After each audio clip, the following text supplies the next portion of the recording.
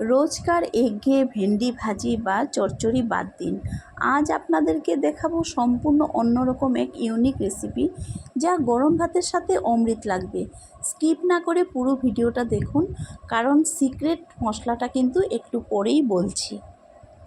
তো এটাকে কিভাবে বানালাম চলুন দেখে নেওয়া যাক।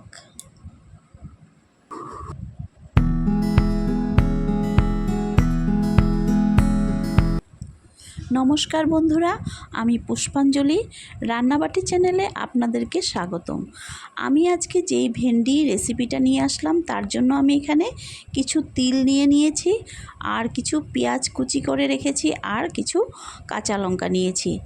এখন আমি যেই মশলাটার কথা বলেছিলাম সেটাই হলো তিল। তিলকে আমি অল্প বেটে নিয়েছি আর পেস্ট করে এটা রেখে দিয়েছি। এখন ভেন্ডিগুলিকে দুই সাইডে কেটে ভালো করে ধুয়ে আমি একটু তেলে হলুদ আর নুন দিয়ে সামান্যভাবে, বেশি ভাজবো না, হালকাভাবে ভেজে নিয়েছি। ভেজে নিয়ে একটি পাত্রে নামিয়ে নিয়েছি। এখন কড়াইতে আর একটু তেল দিয়ে একটু কালিজিরে সম্বাস আর সঙ্গে একটু কাঁচা লঙ্কা দিয়ে দিলাম। দিয়ে এটাকে একটু হালকাভাবে নাড়িয়ে চাড়িয়ে এখানে কেটে রাখা পেঁয়াজ কুচিগুলিও দিয়ে দিলাম। তারপর এটাকে আবার একটু ভালো করে নাড়িয়ে চাড়িয়ে নিলাম। এখন আমি বেটে রাখা সেই মশলাটা দিয়ে দিলাম, তিল বাটাটা। এটাই হলো সেই সিক্রেট মশলাটা।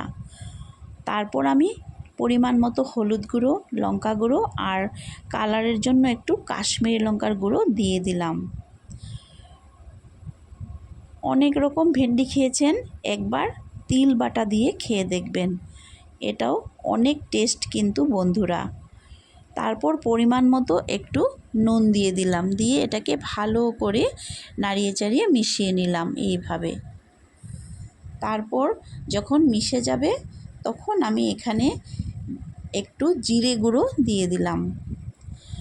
তো আমার রেসিপিগুলি আপনাদের কেমন লাগে একটু কমেন্টে নিশ্চয়ই জানাবেন। যদি ভালো লেগে থাকে তবে আমার চ্যানেলটিকে একটু সাবস্ক্রাইব করে পাশে থাকবেন। যখন মশলাটা কষানো হয়ে যাবে তখন এখানে গরম জল অ্যাড করে আমি যখন জলটা একটু উতলে আসবে, ভেজে রাখা ভেন্ডিগুলি এখানে দিয়ে দিব। দিয়ে একটু নাড়িয়ে চাড়িয়ে মিক্সড করে দিব।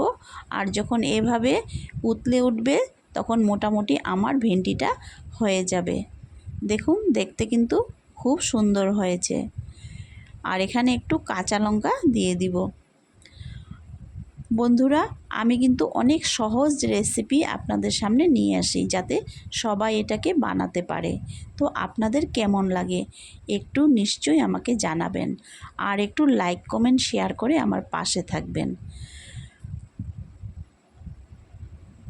এতক্ষণ আমার ভিডিওটি দেখার জন্য আপনাদেরকে অনেক অনেক ধন্যবাদ জানালাম। আবার নতুন একটি রেসিপি নিয়ে আপনাদের সামনে অনেক তাড়াতাড়ি চলে আসব। নমস্কার।